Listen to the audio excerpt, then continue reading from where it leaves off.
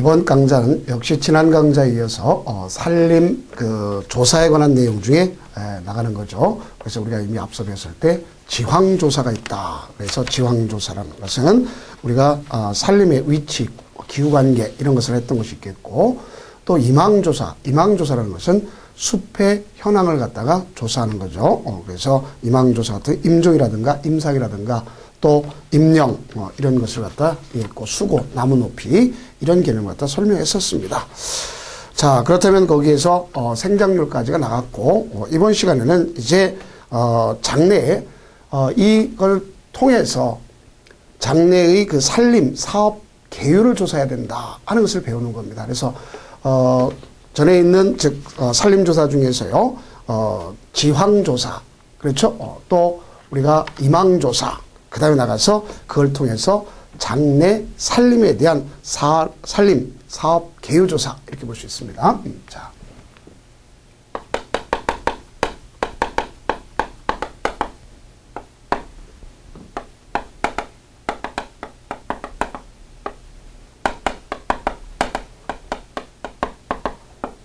지금 이 시간에 배울 것이 바로 요거에 해당한다 볼 수 있어요. 이걸 통해서 앞으로 어떻게 해야 될 거냐 하는 것에 대한 장래의 산림 사업 계율을 갖다가 조사하는 거죠.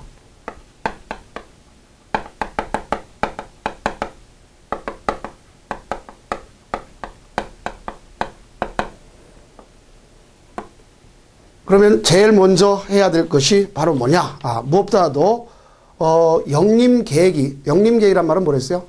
우리가 쓸 때, 가장 대표적인 산림 경영 계획이 있죠? 그래서 산림 경영 계획을 실시해야 될 때, 그 산림 사업의 종류. 자.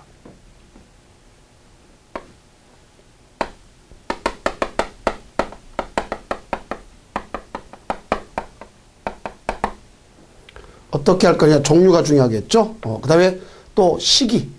또 나아가서 작업량 이걸 갖다가 가져야 돼요.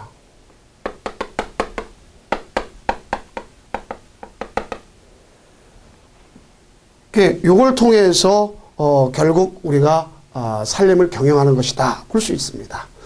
그러면 제일 먼저 해야 될 것이 뭐냐? 수확이라는 것이 있겠죠. 이런 것은 뭐로다 조사하도록 되어 있어요? 소반별로 조사하도록 되어 있습니다. 소반별 조사에서 제일 먼저 해야 될 것이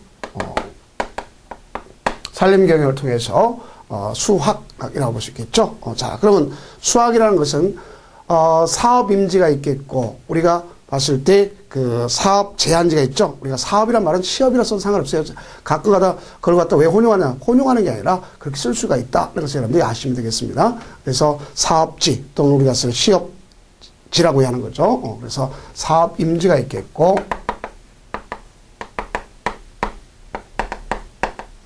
갖다 시업지라고도 얘기합니다. 그렇죠? 시업 임지와 네, 사업 제한지가 있습니다. 그럼 이걸 갖다가 시업 뭐라고 볼 수 있어요? 제한지 이렇게 얘기할 수 있겠죠. 이 별로 작업종에 따라서 실시해야 되겠죠. 그러면 이건 작업종에 따라서 나타난다. 이 작업종에 따라서 어떻게 할 것이냐? 소위 주벌을 할 것이냐, 간벌 할 것이냐, 이걸 나타내야 되겠죠. 그래서 그 주벌, 간벌 실시할 때 시기, 축적 대상, 산림 이것이 필요하겠죠. 그래서 시기, 축적 대상, 산림, 자, 이걸 갖다 나타나도록 하는 것. 이걸 갖다 조사해야 되겠죠. 이것이 수학 때 조사해야 될 대표적인 것이다. 이렇게 보시면 되겠고요. 그러면 두 번째는 조림에 관한 사항입니다. 그럼 이 조림이라는 것은 벌채 지역에 대해서 조림 방법이다 볼 수 있어요.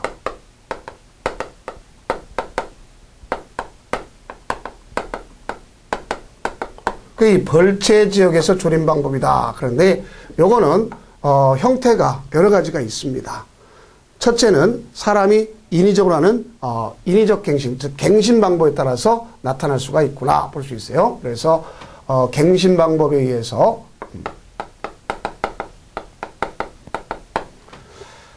어떻게 볼 수 있냐? 갱신 방법에 따라서 인공갱신이 있습니다. 또, 두 번째는 우리가, 천연 하종갱신이 있어요. 천연 하종갱신. 자, 이게 있겠고, 또, 우리가 뭐가 있냐면, 맹하, 즉, 음에 의한 갱신. 이건 맹하라고 얘기했죠. 싹. 그리고 또 하나는 파종에 의한 갱신. 이런 형태로 다 갱신 방법이 있을 수가 있다. 이렇게 볼 수 있습니다. 그러면 여기에 따라서, 그 종자라든가 또는 묘목의 수량이라든가, 이거에 따라서 종자, 묘목의, 그 소유량, 또 식재 방법과 시기, 언제 심느냐 하는 식재,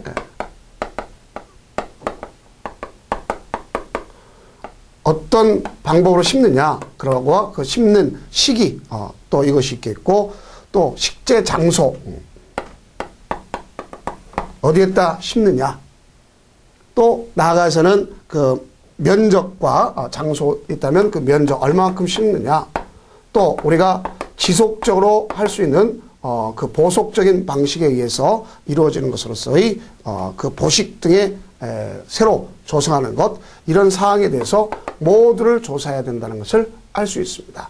그래서 이 조림할 때는 이런 것을 조사해야 된다는 걸 알 수 있겠고, 그 다음 세 번째, 이것이 이제 시험 문제 출제되면 자주 언급되는 예제 중에 하나구나 하는 걸 알 수 있어요. 그것이 바로 뭐냐면 여러분들 무육이라고 그러죠. 무육. 자, 앞에 거는 수학이고 이거는 기르는 거고, 자, 조림 심는 거고, 그 다음에 이거는 무육 기르는 거죠. 그죠? 심어서 기르는 거. 그럼 무육이라는 것은 앞에 있던 이 내용을 갖다가 실시해야 할 것으로서 이것은 무육에는 대표적인 뭐가 있어요? 밑깎기가 있겠죠. 그렇죠? 밑깎기. 또 덩굴치기 같은 게 있겠죠. 덩굴치기. 또 재벌. 그렇죠? 우리가 쓸 때 그 제거하는 재벌. 또 가지치기.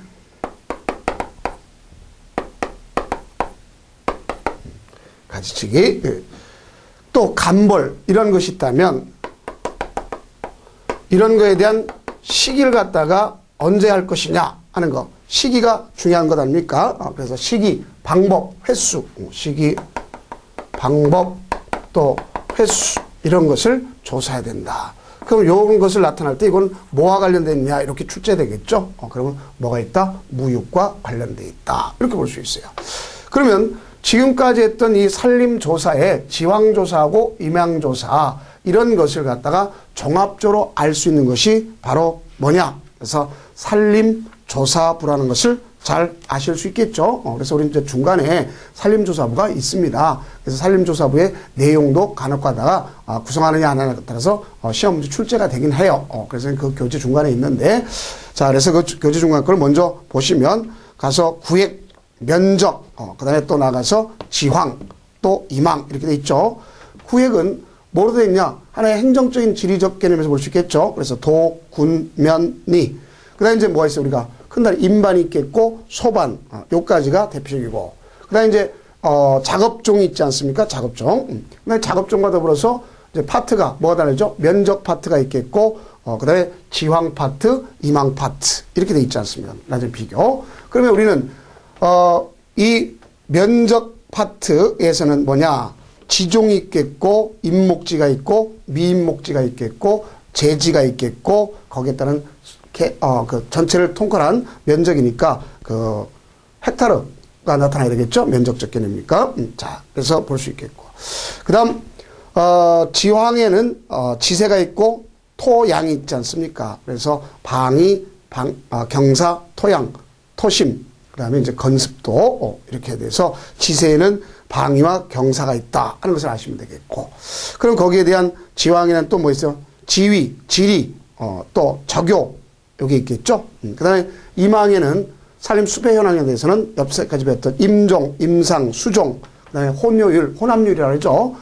침엽수와 하렵수의 혼합률. 그다음에 임령, 나이겠죠. 그다음에 나무의 높이, 수고, 또 영급, 경급, 임목도, 소밀도, 그렇죠. 그다음에 하충 식생, 그 밑에서 식생하는 것, 그것뿐만 아니라 적요, 이걸 갖다 보시고요. 그 다음, 축적이 있겠죠. 그래서 축적, 헥타르에 대한 것이 있고, 총이 있겠고, 또, 연년 생장률 있죠. 그래서 거기에 대해서, 나타나는 것이 있다. 이렇게 구성되어 있습니다. 자, 그런데 그 교과서에 되어 있지만, 이것뿐만 아니라 우리가 이제 이, 장래에 살림, 사업 계획을 할 때는 두가 더 추가될 수 있겠죠. 뭐가 있냐. 보호시설. 뭐가 있어야 된다? 보호시설. 그래서 이 보호시설은 경계선이 있어야 될 거 아닙니까? 또 여러분 잘 아시는 것처럼 화재가 났을 때 그 화재의 우리가 방화선이라는 건 저지선이겠죠. 산불 저지선. 자, 이런 걸 설치한다든가 또 어느 때 그 설치 장소가 어디고 또 작업량 시기를 조사해야 되겠고 그다음에 이제 운반 시설이 중요하겠죠. 그래서 운반 같은 소위 작업로, 임도 설치, 또 보수, 또 목표시설, 저장목 이런 부대시라는 것을 가져야 됩니다. 그래서 앞서 얘기했던 것처럼 이런 것을 모두 해가지고 나타날 수 있는 계율을 조사해서 가져갈 수 있는 것이 바로 방금 설명했던 산림조사부다 볼 수 있습니다.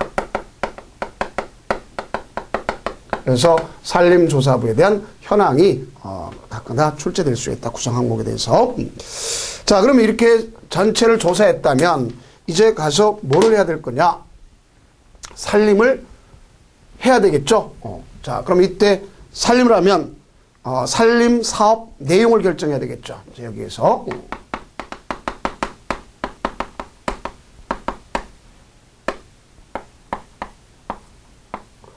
이 같은 산림 사업의 내용을 결정하는데 제일 첫 번째 고려해야 될 것이 바로 뭐냐? 그러면 역시 수종을 결정해줘. 나무의 종류를 결정해야 된다. 아시겠습니다. 그럼 이 수종이라는 것은 가장 중요한 거죠. 가장 중요한 거고 이게 가장 중요한 거죠. 그래서 수종을 결정하는 것이 가장 중요한 내용이다 볼 수 있어요. 그래서 어떤 나무를 조립해 가지고 어떤 시기에 따라서 이를 갖다가 선택해서 그 무육을 통해서 잘 뭐라 볼 수 있어요. 그 가져올지 아니면 또 향토적인 걸 할지 외래적인 걸 할지.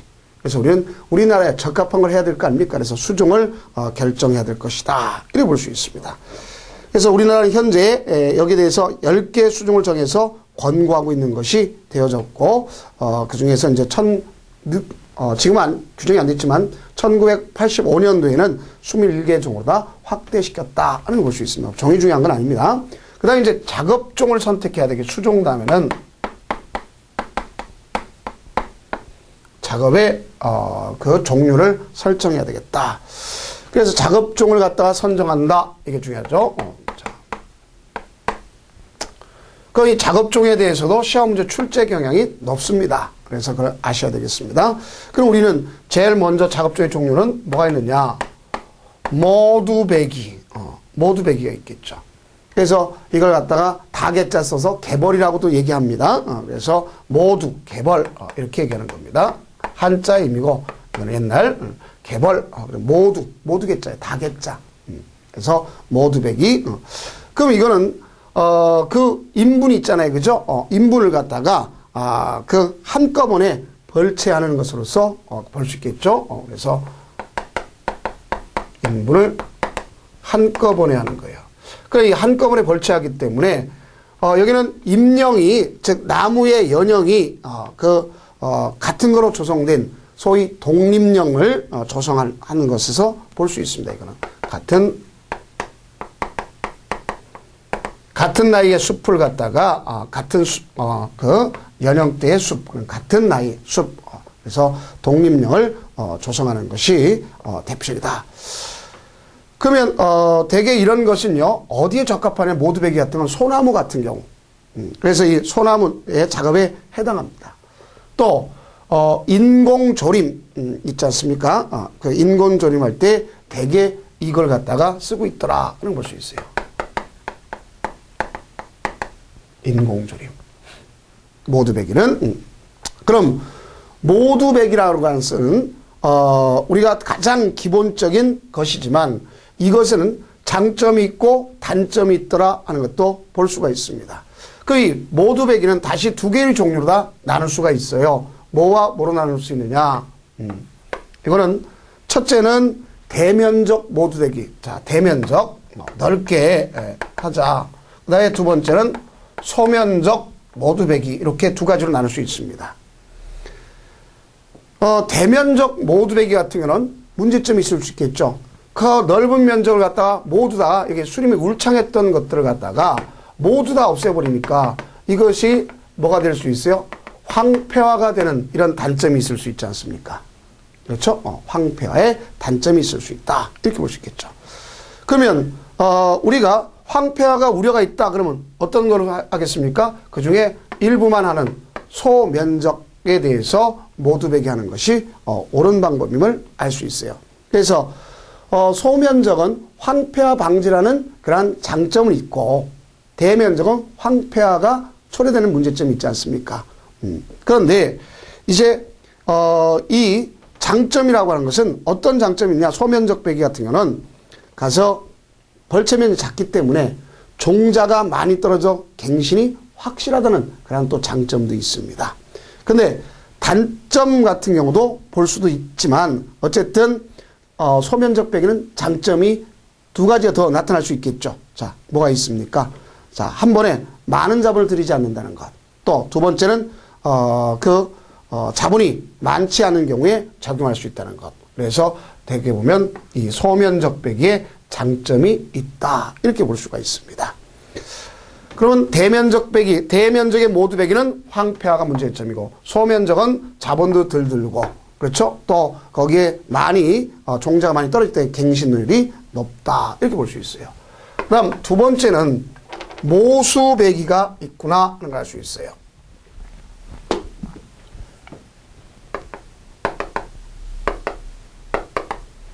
그 모수라는 것은 어미나무를 갖다 이야기하는 거죠. 그렇죠? 그래서 우리가 봤을 때 모수배기, 그러면 우리가 여기 임지가 있더라, 임지들이 있더라, 이렇게 있지 않습니까? 그럼 그 중에 몇몇인 어미나무만 빼고 나머지는 또 우리가 베어버리는 이런 형태의 것이 모수배기다. 이렇게 볼 수 있습니다. 그럼 이 임지에 약간 나무를 높여놓고 그럼 여기 있는 이 종자는 우수한 종자로서 어미 모자, 자 우리가 쓸 때 그 어미나무를 갖다가 사용하는 방법이다 볼 수 있어요. 그럼 모두 배기와 거의 같지만 헥타르당의 그 면적을 몇 죽씩 남겨두는 그렇죠? 이건 아까는 모두 다 뱉지 않습니까? 그래서 이제 여기는 대규모로 하면 황폐화 문제점이고 그다음에 일소면적으로 모두 배기하면 황폐화는 없애고 자본을 갖다가 적게 된다는 거 있지만 여기도 따지고 보면 비슷비슷하지만 여기는 그 몇 헥타르당 어미만 내버려 두는 것이 바로 모수배기다. 이렇게 볼 수 있습니다. 그러면 모수배기는요. 종자가 가벼운 종자일수록 종자인 경우는 적게 남기고 그렇지 않으면은 키가 적은 수종의 경우는 모수를 늘려야 되겠구나 하는 이러한 작업종의 선택이 필요하다 볼 수 있어요. 그 다음 세 번째는 골라배기가 있습니다. 골라배기. 그러면 산림 전체에 대해서 가져가는 거죠. 그래서 산림 전체를 대상으로 해서 그 산림을 몇 개의 구역으로 나눠서 차례대로 돌아가면서 벌구식으로 하는 것을 볼 수 있어요. 골라배기. 그래서 산림 전체를 갖다가 벌구식으로 골라가면서 하는 배기다. 이렇게 볼 수가 있습니다.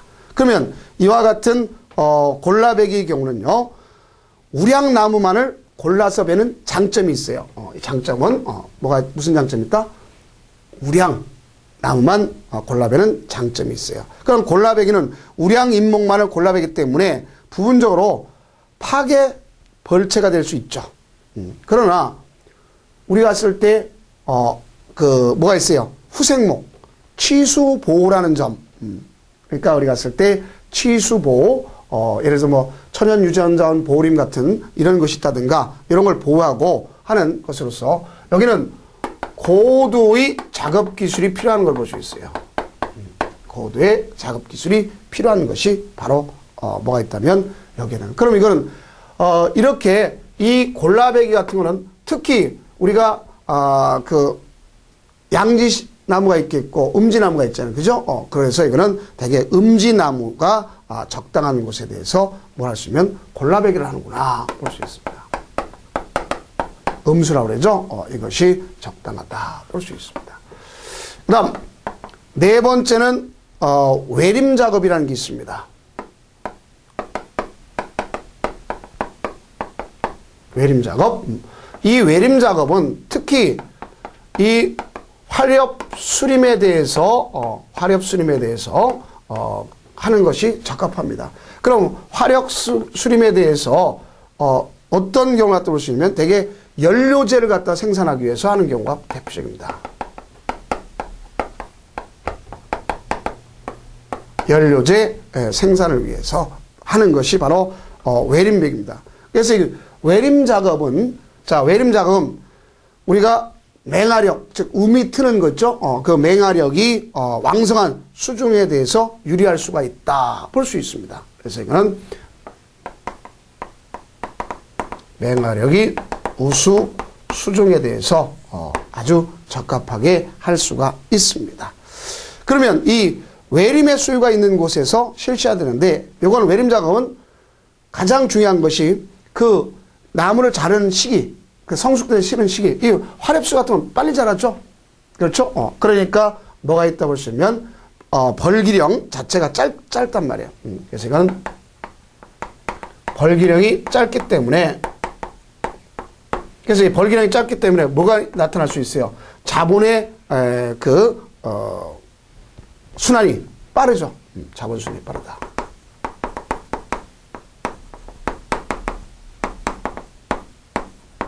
자본 순환이 빠르다는 하나의 장점이 있다 볼 수 있어요. 그러나 이렇게 되지만 맹화력이 우수하고 벌기력이 짧다 그러면 맨날 나무만 심었다가 맨날 자르니까 여기 있는 지력이 어떻게 돼 있어요? 떨어지는 이러한 문제점이 나타날 수 있다. 지력이 떨어지는 문제점이 나타날 수 있다. 이렇게 볼 수 있습니다.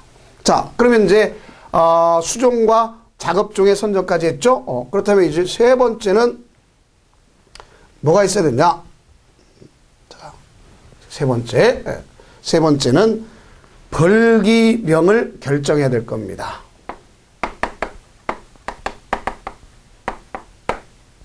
벌기령. 자, 나무를 자를 수 있는 시기 아닙니까? 그죠? 그래서 그 벌채 시기에 도달한 나이를 갖다가 뭐라고 할 수 있어요? 벌기령. 그래서 이걸 결정해야 된다. 이걸 보시겠죠. 그럼 우리는 이 벌기령을 갖다 결정해야 된다. 그러는데 이 벌기령에 관한 결정은요, 여러 가지에 따라서 차이가 있습니다. 그래서 왜냐하면 이것이 경제적으로 알맞은 시기, 즉 경제적 성숙기를 해서 벌기령을 갖다가 정해야 될 거 아닙니까? 그럼 이거는 각 임목의 경영의 목적에 따라서 차이가 나타나겠죠. 그렇죠? 그래서 결정하는 방법도 다양하다 볼 수 있어요. 그래서 다양하다 볼 수 있습니다. 자, 그럼 뭐가 있냐? 이 벌기령을 결정할 때 거기 있는 다양한 그 방법이 있는데 결정 방법도 다양한데 그런 것 중에 뭐냐? 생리적 벌기령이 있다 하는 걸 수 있어요. 생리적.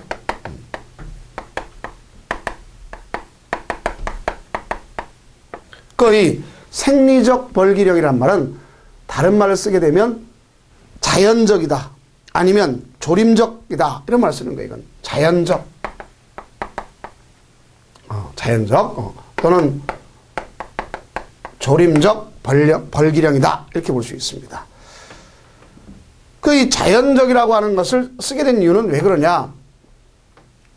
나무가 있잖아요. 수종이 있잖아요. 그럼 이 나무는 자라서 자동적으로 커서 이것이 고사가 될 수 있지 않습니까? 그렇죠? 일정 수령이 되면 나무도 연령대가 있잖아요. 그럼 고목이 되잖아요. 그죠? 그럼 고사한다 볼 수 있겠죠? 자연적으로 고사하는 연령. 그러면 바로 이렇게 고사하고 그럼 거기서 다시 또 움터서 나오는 천연 갱신. 그렇죠? 하는데 가장 적절한 뭐가 될 수 있어요? 벌기령이 되는 것이다 볼 수 있어요. 그래서 이거는 자연적으로 나무가 자라서 고사하고 자동적으로 갱신하는 천연 갱신, 요게 볼 수 있습니다.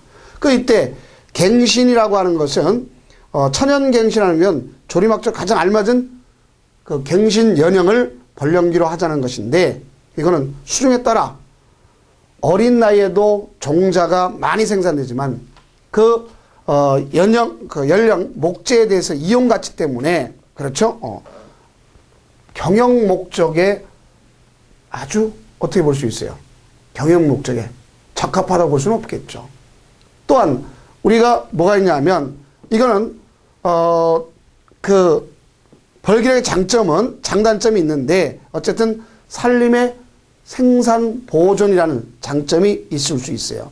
또한 이렇게 하다 보면 나중에 여기 고사가 되면 여기는 뭐가 많을 수 있어요? 유충이 많이 낄 수도 있겠죠. 그렇죠? 그래서 거기에 따라서 우리는 나름대로 이 벌레들의 서식처가 되지 않도록 또 뭐 해야 되겠어요? 방지책을 써야 되겠고, 그 다음, 그 임목의 수명이 최고 연령의 그러니까 최고 연령에 달했을 때 되는 거니까, 최고 연령에 달했을 때 이 나무의 상태가 최적이라고 볼 수는 없지 않습니까? 그렇죠? 그렇기 때문에, 바로 이런 경우는 경제적인 목적에 어긋난다 볼 수 있어요. 그 외에 이 같은, 자연적인, 생리적 벌기령 같은 건 어떤 경우에 해당할 거냐? 우리가 봤을 때 보호수 같은 경우. 그렇죠? 보호수. 그래서 보호수는 연령 달할 때까지 잘 보호해주지 않습니까? 그래서 나머지 가서 가져가는 소위 우리가 봤을 때 보호수. 특히 관광지라든가 문화보호구역 안에 사찰군에 있는 산림에 채용하는 것이 대부분 이러한 생리적 벌기령을 따지고 있구나 하는 것을 아시면 되겠어요. 이거는 생리적 벌기령. 그 다음 이제 두 번째는 뭐가 있냐면 공해적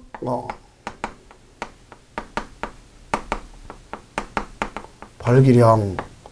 이 공해다 이렇게 쓰는데요. 일반적으로 자기가 필요한 용도 크기만큼을 기르는 거죠. 그래서 그 필요한 크기. 그러니까 자기들이 어떤 용도에 쓰겠다. 그래서 용도에 필요한 크기에 가서 자르는 것을 공해적 벌기령이라고 얘기하는 겁니다. 그 이때 이 공해적 벌기령은 적당한 크기, 필요한 크기까지 가꾸고 거기에서 그 자를 거 아닙니까? 그럼 가꾸는 데까지 걸리는 기간을 벌기령이라고 하는 겁니다.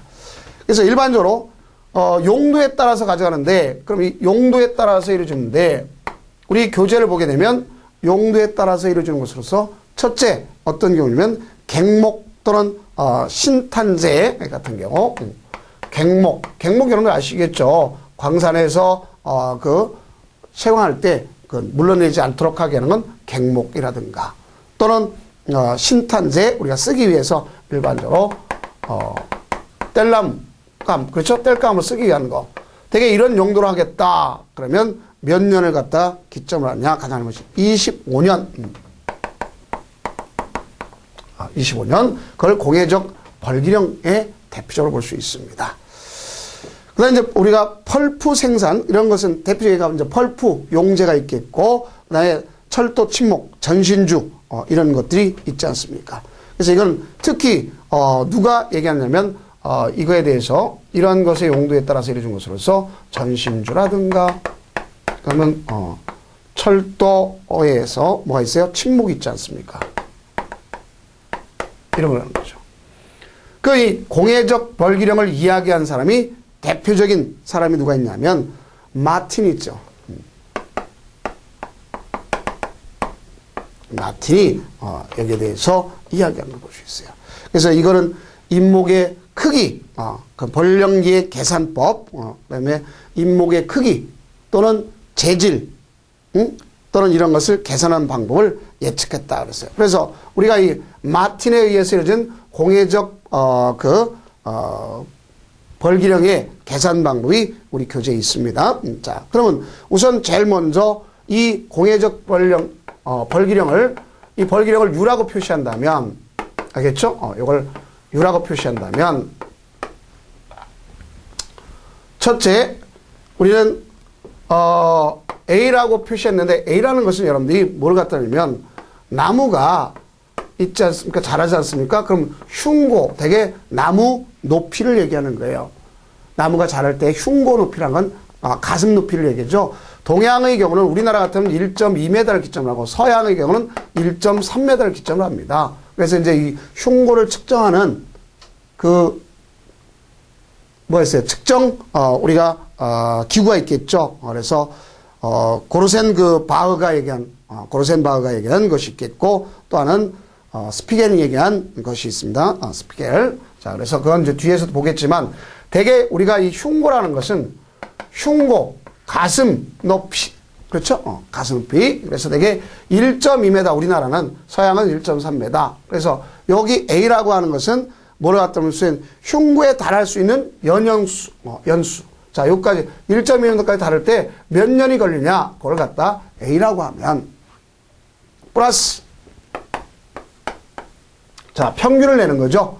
어떻게 2분의 1로 나눈 거니까. 그렇죠? 평균이라는 것은 흉고의 흉고에서 요 높이에 그걸 자르다 보니까 거기에 직경으로서 1cm, 1cm가 자랄 수 있지 않습니까? 그럼 1cm 이상, 폭이 나타나는 평균 연수령이 있을 거 아닙니까? 그 평균 연수령을 N이라고 하고, 그렇죠? N, 곱하기. 자, 뭐가 있냐면, D라고 하는 것은, 이용 최적의 흉고 직경, 이용 최고의 흉고 직경. 자, 요렇게 나타나는 것을 뭐라고 볼 수 있냐면 공예적 벌기령의 대표적 예다 이렇게 볼 수가 있습니다. 자, 그래서 우리가 보게 되면 그 교재의 관점에 본다 할지라도 역시 그 내용이 나와 있죠. 그래서 특히 이 공예적인 것을 갖다가 나타날 때는 마틴이 그 계산법에 의한다. 그러면 생산 목적을 간단히 예측하는데 편리하다. 그래서 우리가 벌기령을 U라고 보면 A라고 하는 것은 1.2m, 동양의 표준은 1.2m 가슴 높이까지 가는 연수에다가, 그렇죠? 연수에다가, 플러스, 그 가슴 높이에 있는 걸 잘라보니까 직경 1cm를 갖다 가져오는데 도달한 연수 곱하기 우리가 이용, 최적, 흉고, 직경이 있구나. 이렇게 보시면 되겠습니다. 자, 그러면 요 내용을 하고 그 다음에 나가는 것은 또 제적 최대 변령기 그리고 벌기령에 대해서는 그 뒤에 이어서 나가도록 하겠습니다. 자, 고생 많으셨습니다.